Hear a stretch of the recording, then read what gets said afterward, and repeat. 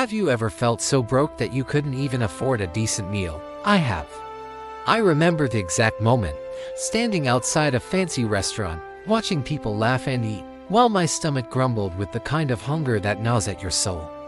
My clothes were worn, my shoes had holes, and the looks I got were a mix of pity and disgust.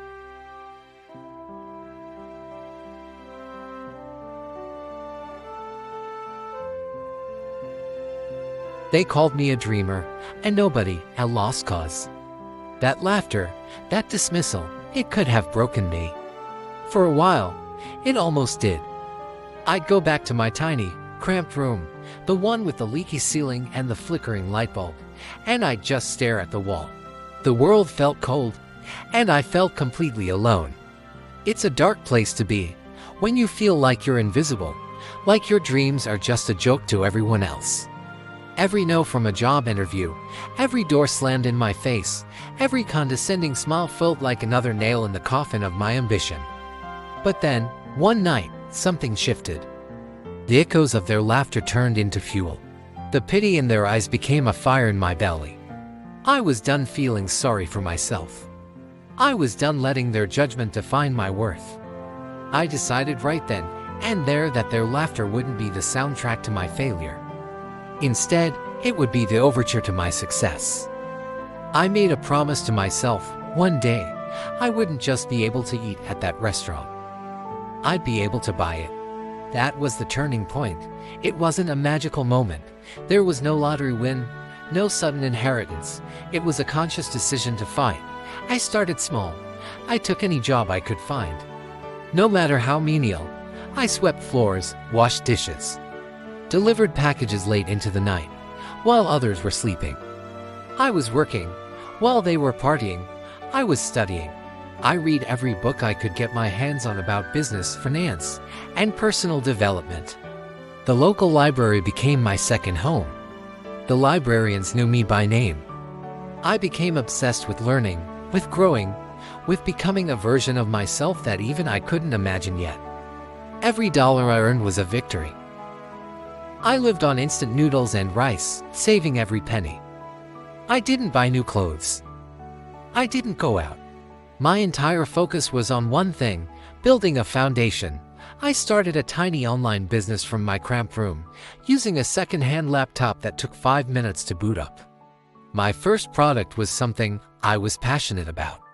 Something I had researched relentlessly.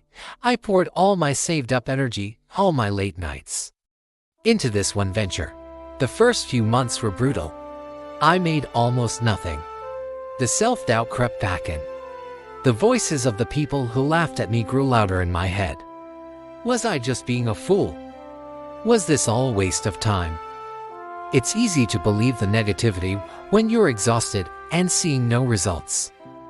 But then I'd remember the hunger, the cold, the humiliation. And I'd push a little harder. Then, one day, a sale came in. Then another. And another. It was a slow trickle at first, but it was proof. Proof that I was on the right path. I reinvested everything back into the business. I learned about marketing, about customer service, about scaling. I made countless mistakes. I lost money on bad ideas. I faced setbacks that made me want to quit. But each failure was a lesson. Each mistake was a tuition payment in the school of entrepreneurship.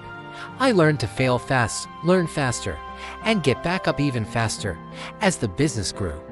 I started to have a little more breathing room. I moved out of that leaky room. I bought a new laptop. I could finally afford a decent meal without checking my bank account first. But I didn't stop. The fire was burning brighter than ever. I saw opportunities everywhere. I expanded my product line. I hired my first employee, a huge milestone. I remember looking at them, so full of hope and trusting my vision, and I felt an incredible sense of responsibility. This was bigger than just me now. Years passed. The small online store grew into a company. That company grew into a brand. I diversified, invested in real estate, in stocks, in other startups. I learned to make my money work for me, The kid who couldn't afford a meal was now creating jobs, building something that mattered. And what about the people who laughed? Oh, they noticed.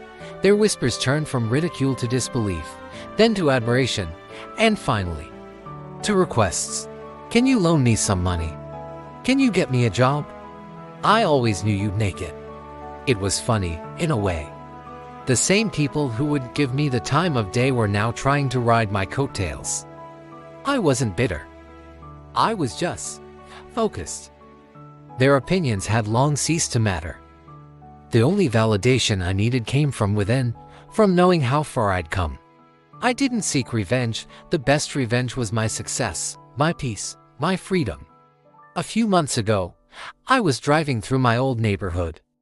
I saw that same fancy restaurant I used to stand outside of. On a whim, I pulled over. I didn't go in to eat.